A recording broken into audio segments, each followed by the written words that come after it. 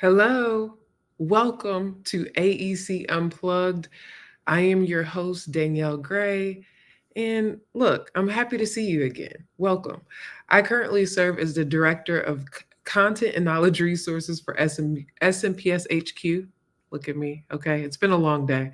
But I am so happy to have you here. A great episode we have a great episode scheduled here for you today, and I'm so excited.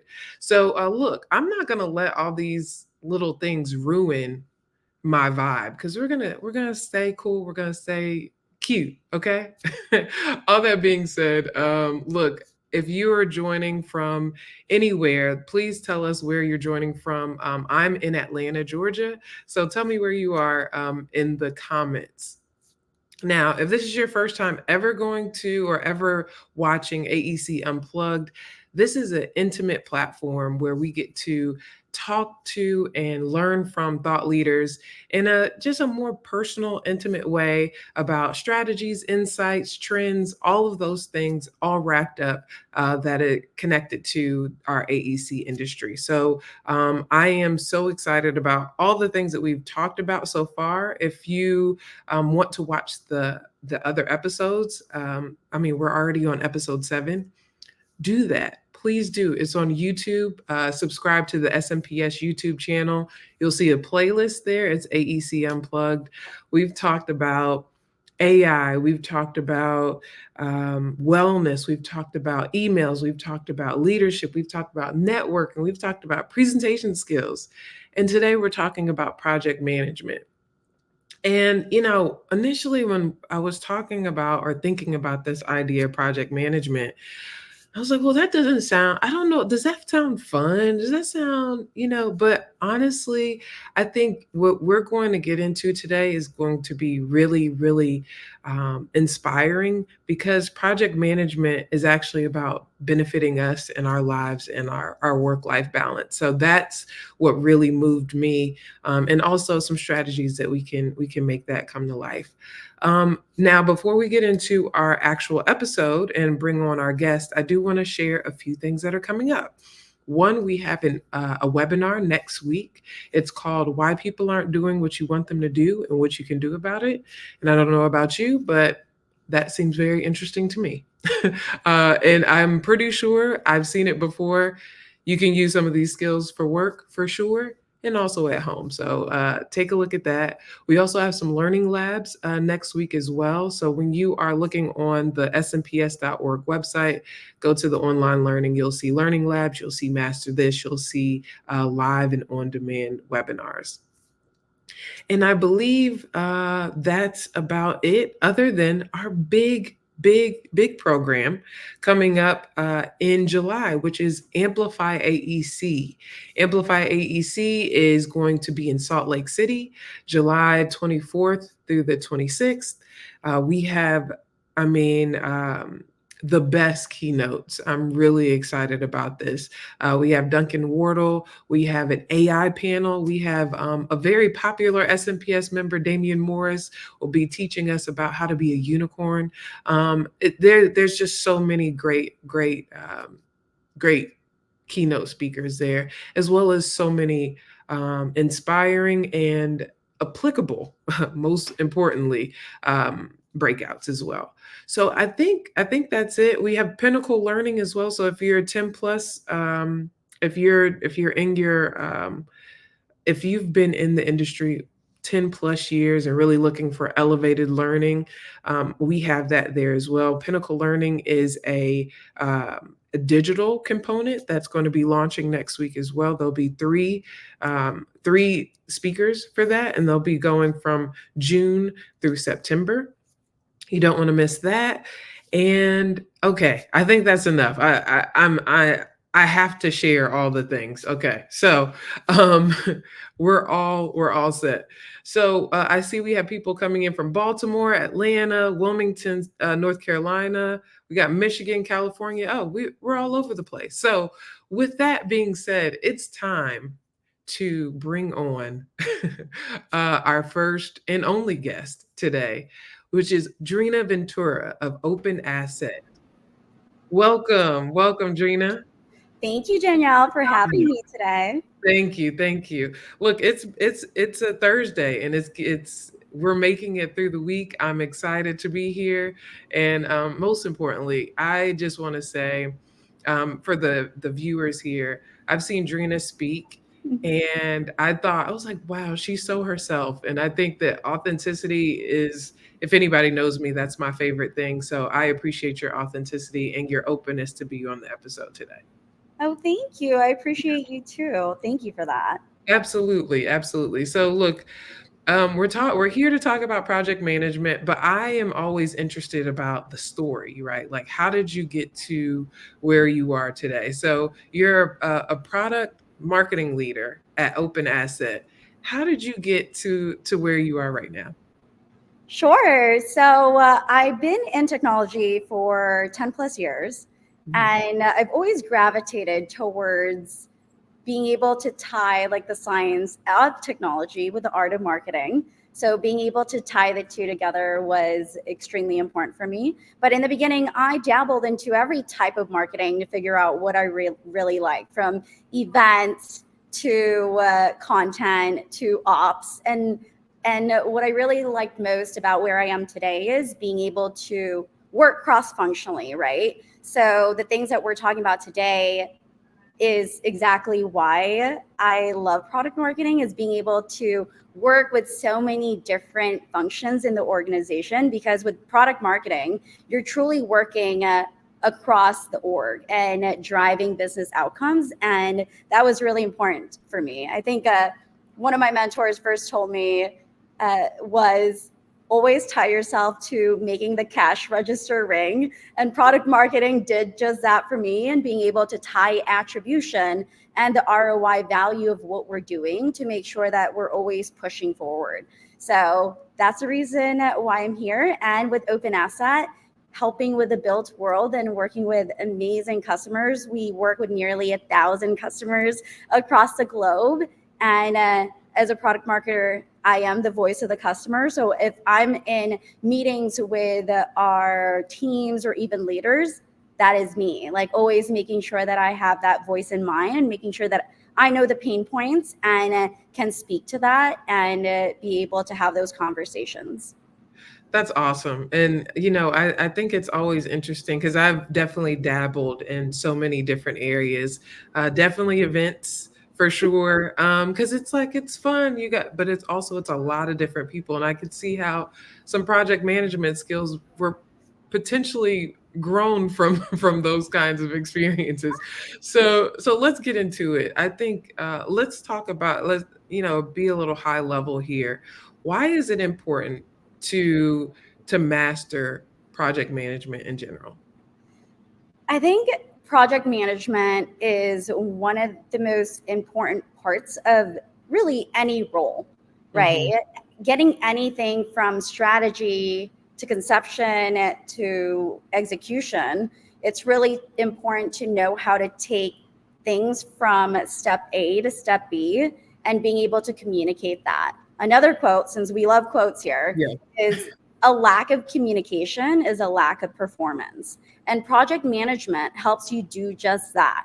And it's not really about being able to communicate when it's done, it's about being able to communicate where we are in the progress, if there are any blockers, and what our team or my manager needs to escalate in order to unblock anything from me. And it's one of the most important parts of product marketing is being able to work with many teams from kickoff all the way to getting things to a close. And of course, pausing and celebrating and making sure that we take the time to celebrate the things that we do. I love that pause, right? I think that's so important. There's two things that really stuck out to me. One is there's a lot of ideas that you hear, especially as teams, and you're like, yeah, we should do this, we should do that. But to your point, project management is taking it from that to actually into execution, which I think that's really the trick. That's what separates people and firms is the ability to move from an idea to actual execution. And then the other part is celebrating the wins. I feel like we can go from one thing to the next thing. And I'm good for doing that. And I'm like, you know what? Let's celebrate. How do you celebrate? What does celebration look like for you, Drina? How do you do that? Well, you talk about wellness. For me, I like being able to do that with a team and celebrating them and making sure that we are talking about that. And then for me, I like to treat myself. So Yeah. I like being able to create time and space for me to do a lot of the wellness stuff that I like, from working out to getting facials and to treating myself to a nice, lovely kind of massage if that's Yeah. needed. So things that I do for myself. And then also, I think you and I talked about this in the prep, being Mhm. able to dedicate time for yourself, even in my calendar for work, right? Taking the time for lunch and taking the time for my workout and taking the time to be able to, speak to a therapist. Like those are things that are important for me, for myself, and be able to talk or to do the things that I do well at work.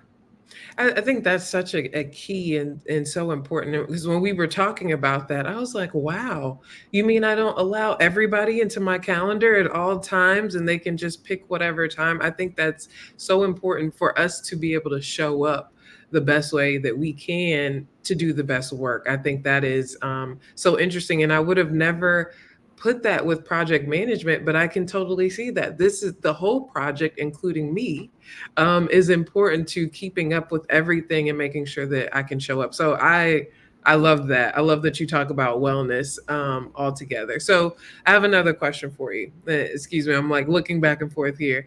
So, what are some tools and tactics that you would suggest that help with project management? Sure. A methodology that I like to go after or practice is being a this will be easy to understand because it's the three P's for me. One is portfolio, is being able to understand all of the projects that you're dealing with on a daily basis. And based on surveys, we're always juggling 5 to 7 projects at a time, maybe even more. So what does that portfolio look like, and understanding the level of effort in each of those projects and what you can actually dedicate from a week perspective or a month perspective, and being able to plan that out. The other is people. It's really important to be able to work collaboratively with people. And I always like to say product marketing and project management, we are like the quarterback, right? So the teams that are involved in the project, they need to know the plays. If they don't know the plays on how we're going to get to the goal, then no one knows how to run towards it. So always being able to work with the people across a team and really being able to communicate that effectively from the very beginning on where people are in the play. What are they supposed to do? When are they consulted? How are they informed? And and for me, I treat project management like a product, which means I iterate on it, right? A product is not a standstill. What I'm trying to do is create the best scalability in order to templatize everything that can be templatized. So if I'm doing something with a project that requires a certain document, that means I'm going to use it for the next time and the next time around and optimize as needed. And project management, there's no one size fits all. Every project is different. It has its own needs and wants. But I think being able to templatize what you can to be able to scale is so important. So if we were to think about project management, it's portfolio, knowing the lay of the land and being able to communicate that with really for yourself and the rest of the team, the people that you're working with, knowing the plays, and then treating projects like a product. We're going to keep iterating, we're going to keep improving, and that's the most important part. I love those three P's. And, for those marketers, business developers watching, I think I would hope that that resonates because with proposals and I mean, I find that marketers and I would say just the growth professional altogether are usually responsible gathering everybody together, making sure that this proposal goes out the door, making sure this presentation, because obviously there's the, once there's the big project and that goes to the engineers, architects, contractors and so on. But there is such a project before that that is so, so important as well. So I think that I hope you all got that for sure, because I'm taking notes myself, because I think, you said something about portfolio, knowing what you have going on. I think that's something that I know personally. I'm like, you know what do I have going on? And let me just lay it all out so that I can actually be honest and see what's going on. And then let me ask you this. When you say you have all this, this whole portfolio, and you realize it's a lot of stuff, right? Like it's more than what you may have thought. Do you have a problem saying no? Like if somebody brought you in to do something else, and if so, or how do you usually say no or turn it down? Yeah, we talked about this too. I think Yeah. boundaries are really important, and that's the reason why you have that portfolio.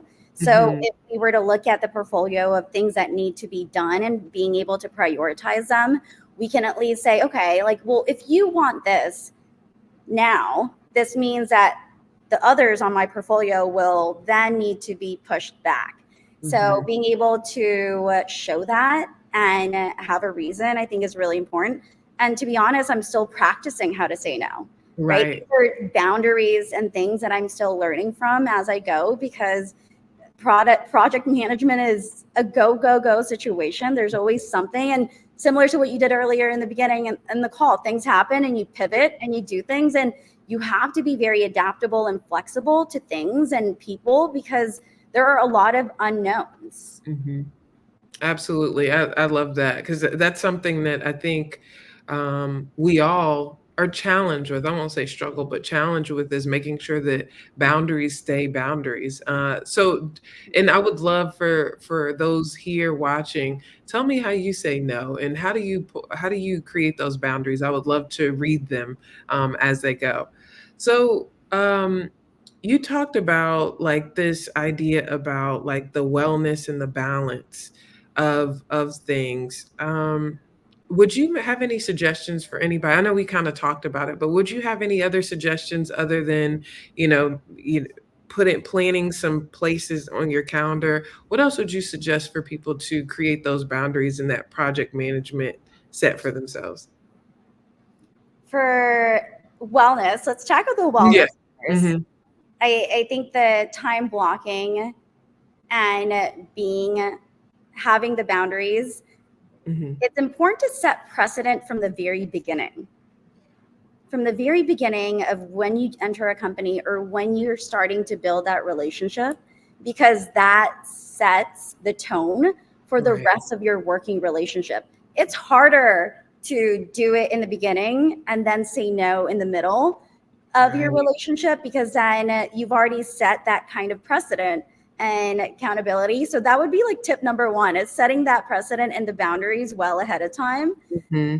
And then in terms of different things that you can do to just be able to dedicate time, we talked about the Pomodoro, being Hmm. able to actually dedicate time to do stuff and time yourself doing it and then take breaks in between.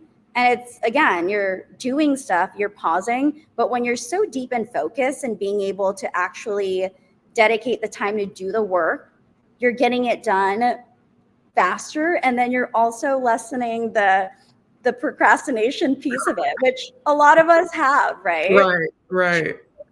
And we all do, and it happens, but at least you get that dedication and that focus in order to be able to do it at that time, and take breaks in between to be able to focus, re-energize, focus, re-energize. And that has been a really great strategy for me, Hmm. because we're juggling 5 to 7 projects at a time. There's a lot of meetings involved, which Hmm. means I need, on top of the meetings, I need some time to actually do the work. So we're not only setting the vision, we're also executing on things, and it's important to be able to take the time to do that. Yeah, you said something so big, re-energize. I've been working since we talked in our pre-call, talked about the Pomodoro method, which by the way, if you use Pomodoro, there's an app, there's free app, there's all kinds of things. But the ability to time yourself and then re-energize, I think that's such a great way to explain that. We had a guest on, her name is Sia Collins. We talked about wellness, and her suggestion was she doesn't do hour long meetings. She does like 55 minutes. And so that gives her 5 minutes to be able to re-energize for the next one, especially if you have a lot of meetings, right? So I was like, oh, that's good. Because I mean, the 5 minutes, what is that going to, is it really going to change an hour long meeting? And I don't think it really does. So I really like the idea of setting that precedent, like, hey, 55 minutes, Yeah, so that I can re-energize and be ready for the next call, especially if you're someone with tons of meetings throughout the day. yeah. So I think that's interesting. So look, I want to talk about your last big project that you managed. And we talked about this, about the Open Asset 2024, the state of AEC marketing. And oh wait, before we do that, we have someone just commented, and because I really want to take the time to talk about this. Amanda says, "How do you overcome procrastination?" No, that's a Yeah. what are you saying about that before we get into the survey? Before I answer that question, you said something earlier that made me want to add to it.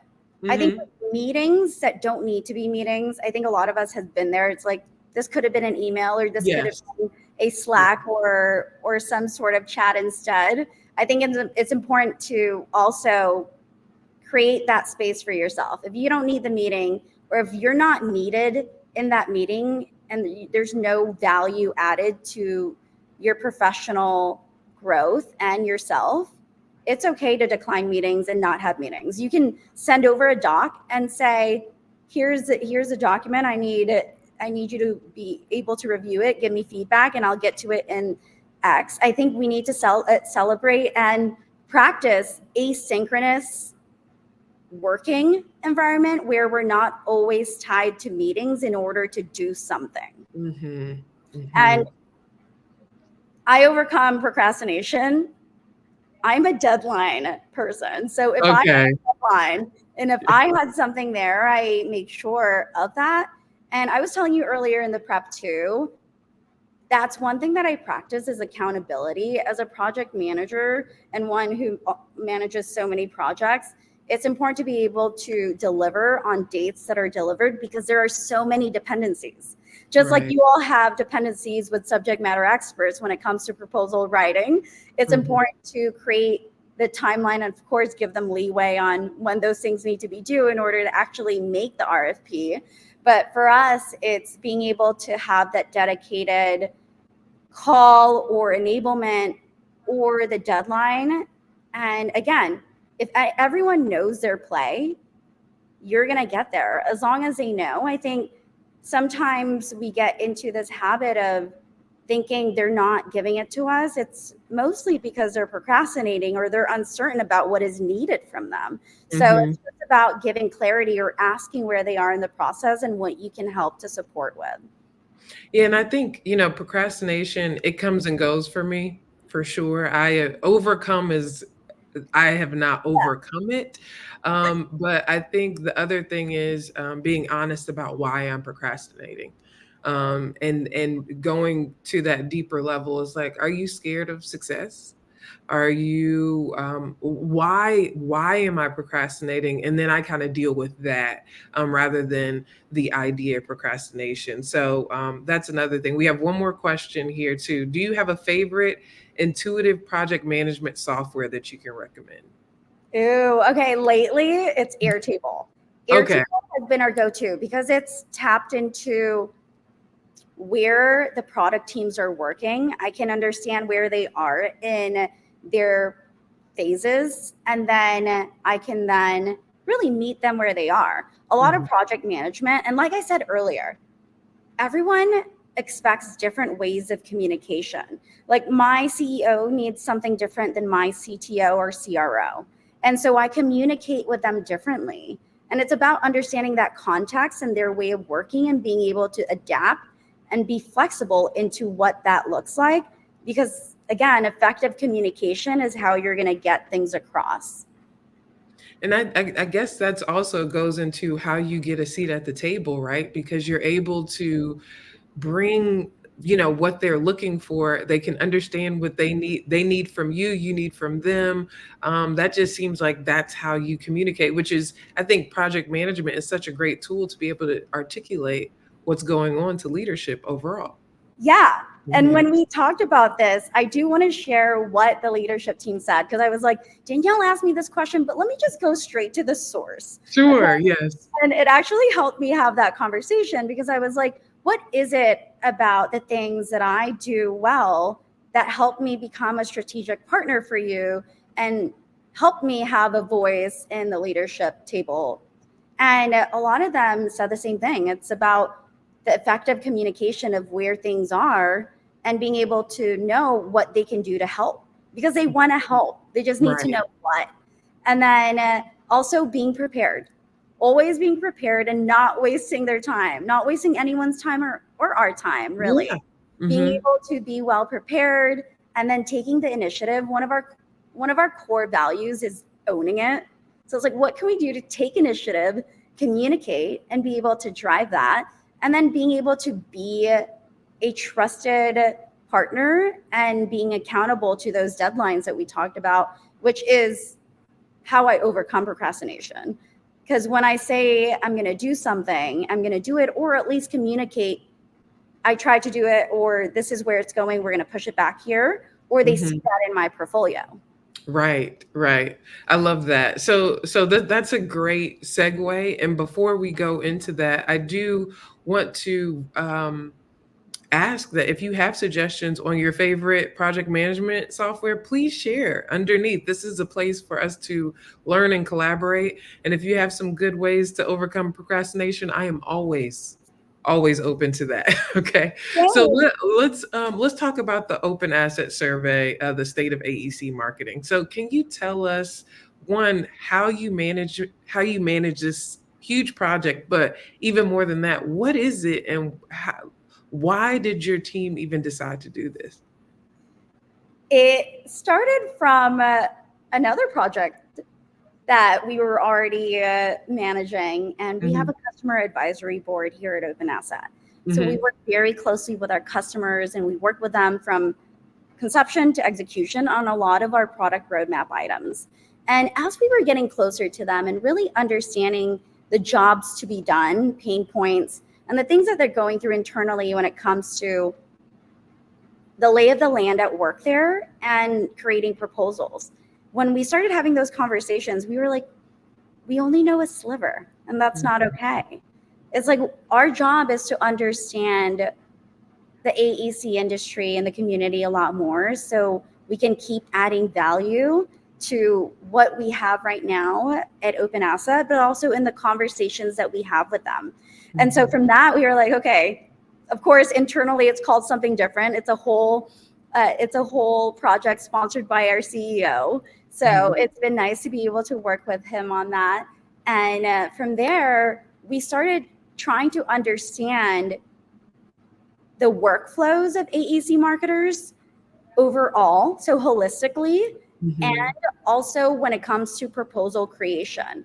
So we actually drafted this survey with a lot of our strategic partners in the AEC community, like Rochelle Ray and Julie Schaefer, and all of our CAB customers, in order to make sure that we are speaking the same language as our AEC customers. So from there, SMP has also helped. I'm Hmm. sure you all maybe have gotten the email on completing these surveys.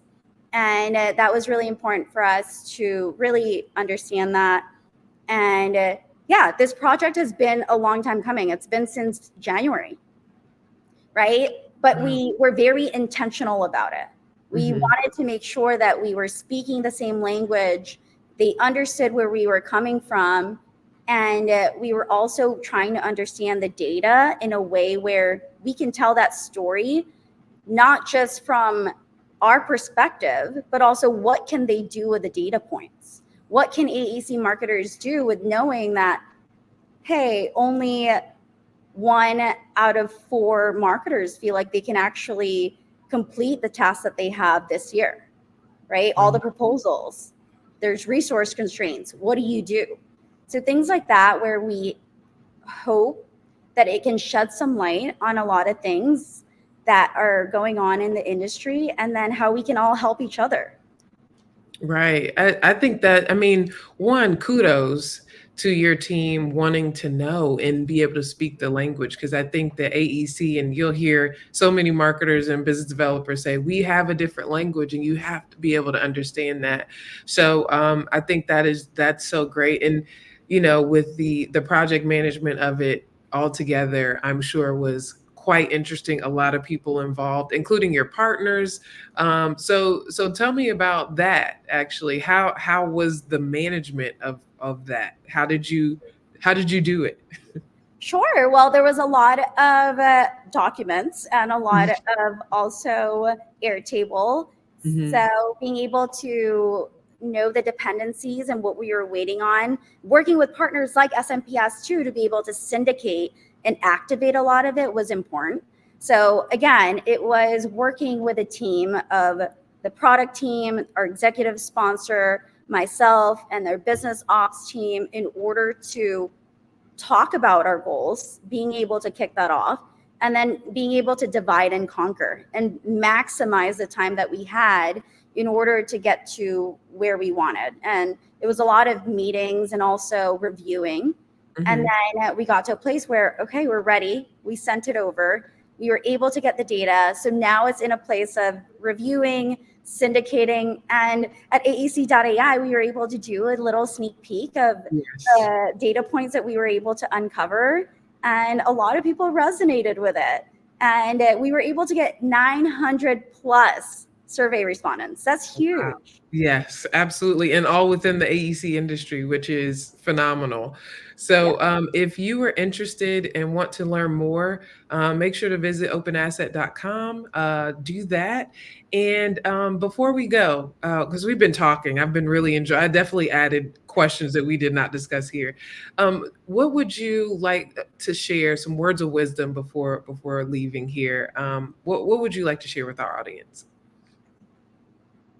I'm going to go back to the beginning conversation.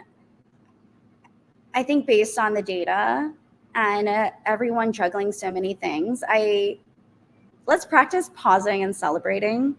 It's always, especially with project management, it seems like we're always going from one project to the next to the next. And I have to be very conscious of this too, to be able to have that time to celebrate the things that we did well and also the things that we can improve on. So Hmm. pause and celebrate. Last week I went to Liberty Ball SMPS in New York chapter, and it was so cool to see everyone being celebrated for all the amazing things that they do, not just at their firm, but outside of it, in helping other people in AEC, in helping mentees and mentors. And that's so important to just take the time to pause and iterate and optimize. I love that. Thank you so much, Drina, for being here. This has been great, and we are going to pause and celebrate that. Thank you so much. Thank you, Danielle, for having me. Thank you. So look, we done it. Another one, an episode 7 just wrapped. I am really resonating with the idea of pausing and celebrating. And I will do a shameless plug and say that the awards luncheon at Amplify AEC will be where we can celebrate what we're doing, how we're doing it, and just see our fellow AEC marketers and business developers doing great things. So yeah, I'm always going to do a shameless plug, but I really meant it from the heart. Okay. So look, I thank you for joining us today, and I hope that if it didn't inspire you to do something different, I hope that it inspired you to be something different. We will be having another AEC Unplugged, but in the meantime, go to Amplify AEC.